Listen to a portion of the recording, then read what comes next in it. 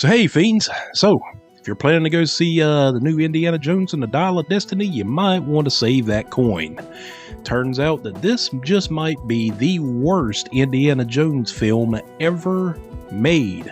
And that's according to a lot of reviewers and news outlets. I'm surprised, but at the same time, not so much. And the reason why is because Disney's track record with all these Lucasfilm properties hasn't been all that great. Now, we could say that, we could clearly pin it on Disney completely. But at the same time, this is their first Indiana Jones film. The Kingdom of the Crystal Skull was still under George Lucas's watch, and that one was a turd too. Maybe not as much as Dial of Destiny. Haven't seen Dial of Destiny, so I can't really say. I'm just going off of what I have read on the internet. But you would think that if this is going to be Harrison Ford's swan song as Indy, and this is Disney's inaugural outing playing around in the Indiana Jones universe, you would think they would just be throwing everything at it and try to make this one a banger. And maybe that's the case. Maybe they threw way too much at it and oversaturated the film and bogged it down. Who knows? But I've got an article from Forbes that I'm going to pull up, and we're going to read this together. The Dial of Destiny is now the worst reviewed Indiana Jones movie. I've always been a big fan of Indiana Jones films, which were wonderful vehicles for Harrison Ford to be grouchy and charming and roguish, almost like a Han Solo Star Wars spin-off series. Only instead of space Nazis, we had real Nazis. But when Kingdom of the Crystal Skull came out in 2008, it was so bad that I wish Spielberg had heeded the title of Indiana Jones 3. It's called The Last Crusade for a reason. As the years have gone by and my patience with all of this stuff grows thinner, I realize that sometimes you have to make some judgment calls about the things you love. For instance, while I know that all the Star Wars films are canon, I only consider the original trilogy to be true Star Wars, and only the unmolested versions of those films.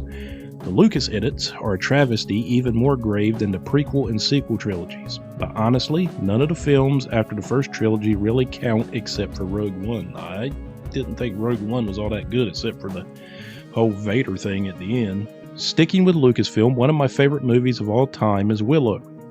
Disney Plus aired a Willow sequel series recently that was so unbelievably awful that I will need years to scrub every last bit of it from my brain.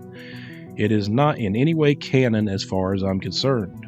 I can imagine much better stories for these characters than the nonsense we got, which brings me to Indiana Jones and the Dial of Destiny, which just premiered at the Cannes Film Festival to middling reviews. Many praised the film for being a fun romp that's at least better than the last entry, but still not up to the quality of the original trilogy. Nothing's ever going to stick. That's the biggest problem, and I'll talk about that in a minute.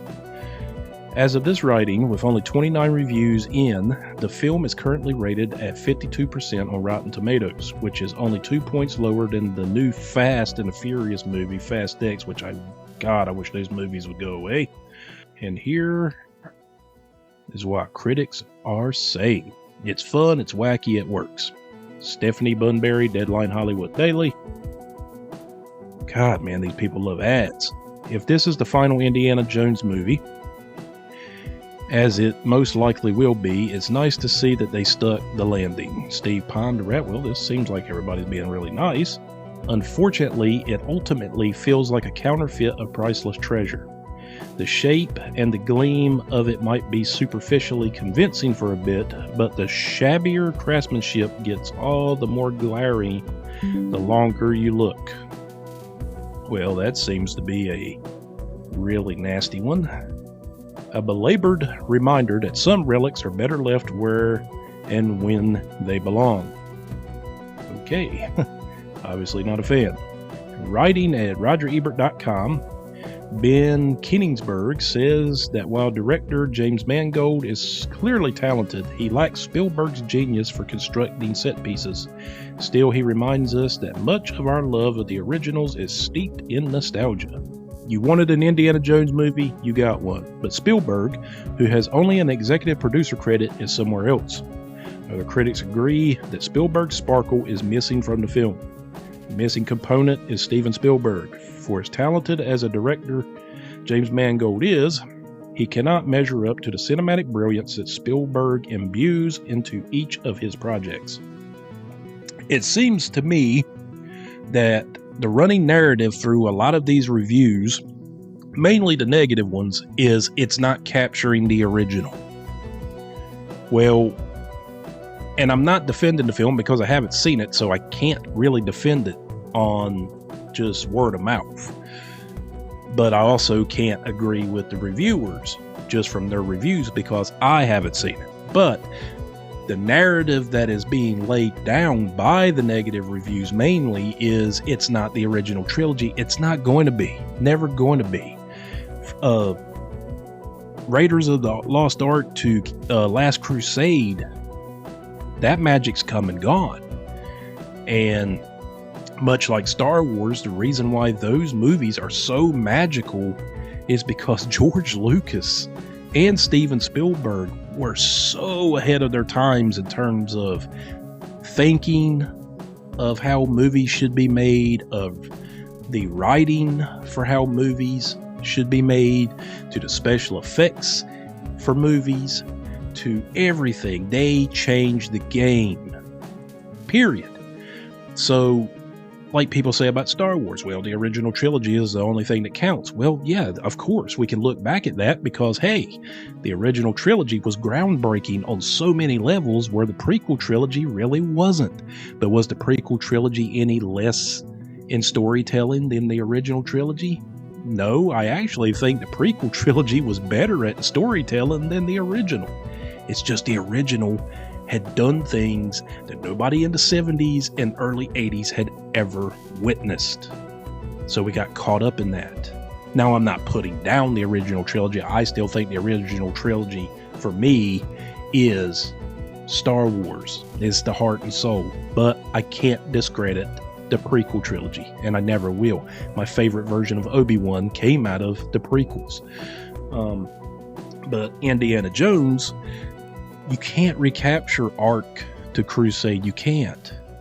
The only thing that ever came close to that was the Young Indiana Jones television series, which is a fantastic series, and I wish Disney would actually, instead of making Indiana Jones movies, maybe concentrate on like a Young Indiana Jones type of series and get a younger actor to play Indiana Jones.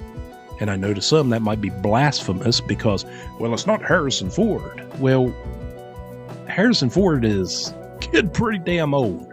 So asking him to do a lot like he did in the 80s in them films, yeah. So, but I think we have to start looking at films for what they are instead of comparing them to what they used to be. Things have changed. The sparkle for new special effects and the whole just being starstruck by it all, for the most part, them days are gone. Nothing really surprises anybody anymore. So you got to basically just hope that you've written a great story and put it out there and hope for the best. Nothing excites us anymore. We've seen everything. That's the problem. And I think that's what's happening with this new Indiana Jones movie. But, like I said, I will reserve my judgment until I see the film. I'm hoping that these reviewers are wrong and we all just go into it and have our own judgment of it and our own perspective. But anyway, guys, you all let me know down here in the comments below how you feel about it. Do you kind of feel the same way I do, or do you feel different? Hey, I'm all about everybody having different takes and their own opinions. All about that. And also, if you would you hit that little subscribe button down below? It's free, costs you nothing. And also, Hadouken that notification bell. And as always, It's been your old buddy John, and I'll see you again next time. Ooh.